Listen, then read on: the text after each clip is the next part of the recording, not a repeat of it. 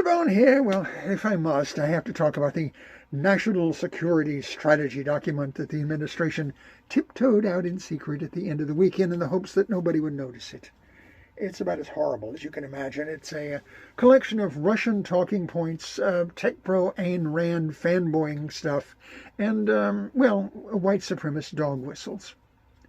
It postulates an America which no longer really stands for anything except for power and money, in which we will no longer pursue democracy, equality, egalitarianism, environmental protection, or development anywhere in the world, because some countries don't like that.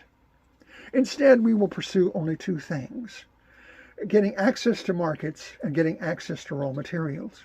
And we will use the embassies we have in countries, particularly in the Americas, and our vast military, to force access to these things. Not only to get raw materials, but to force countries, third world countries, shithole countries, those things, to give us no-bid contracts with their governments, because we said so. It also excoriates Europe for cultural dilution, for allowing in foreigners into foreign countries, okay?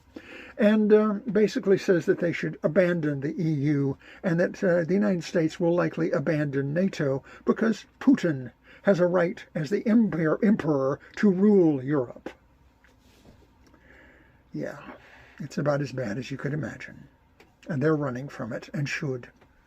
There's a couple of things you need to remember about this, though. First of all, it is not a legal document. It is aspirational, which is disgusting, but it's aspirational. It has no binding force. Second, the people who they are depending on to enact this are fortunately idiots. People like Mr. Hegseth and Mr. Vaughan and, Pam Bondi. These are people that can't even coordinate a basic set of office supplies, let alone do these sort of international changes.